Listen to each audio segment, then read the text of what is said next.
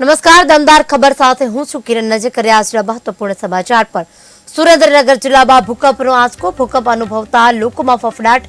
અનેક તાલુકાઓમાં ભૂકંપના આંચકા અનુભવાયા, મોટી જાનહાનિ ટળતા રાહતનો શ્વાસ. ગઈકાલથી જ ભૂકંપના આંચકાનો અનુભવ થઈ રહ્યો છે. વધુ એક વખત સુરેન્દ્રનગરમાં પણ ભૂકંપના આંચકાનો અનુભવ કરવામાં આવ્યો છે. ઉત્તર ગુજરાતમાં ભૂકંપના આંચકા અનુભવાયા હતા, ત્યારબાદ સુરેન્દ્રનગરમાં પણ હવે ભૂકંપના આંચકાનો અનુભવ કરાયો છે. ભૂકંપના અનુભવાતા લોકોમાં ફફડાટ ફેલાયો છે.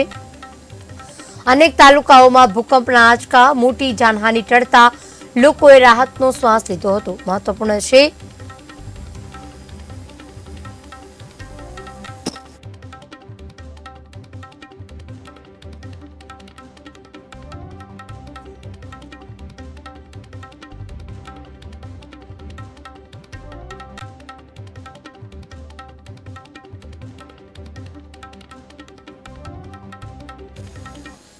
તો આ મુદ્દે વધુ વિગત આપશે જિલ્લો ભરવાડ સંવાદદાતા ફોનલાઈન પર જોડાઈ ચૂક્યા છે.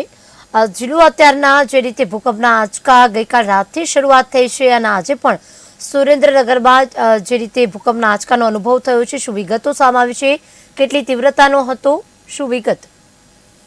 કાલે અંદાજે 10:30 ની આસપાસ રાત્રિના સમયે સુરેન્દ્રનગર જિલ્લામાં ભૂકંપના હળવા આંચકા અનુભવાયા હતા, જેમાં પાટણથી 13 કિલોમીટર દૂર એનું કેન્દ્ર બિંદુ હોવાનું માલુમ પડ્યું છે.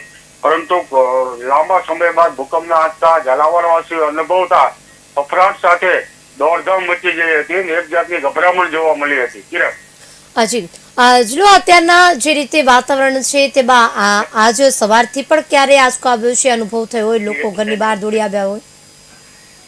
હાજી, શિયાળાની શરૂઆતનો આરંભ થઈ રહ્યો છે ત્યારે ભૂકંપના આંચકા અનુભવતા લોકોમાં એક જાતનો ગભરાવટ ફેલાઈ ગયો છે.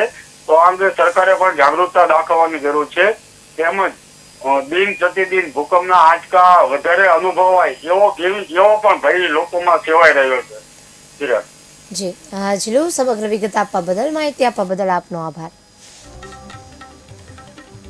તો ગઈકાલ રાત્રે જે રીતે લોકો ઘરની બહાર દોડી આવ્યા હતા, તેટલી માત્રામાં 4.2 અને તેની તીવ્રતાનો આંચકો અનુભવાયો હતો. સુરેન્દ્રનગરમાં પણ જાનહાનિ ટળી હતી, કારણ કે લોકો ગભરાઈ ગયા, તેટલી માત્રામાં ભૂકંપનો આંચકો અનુભવાયો હતો.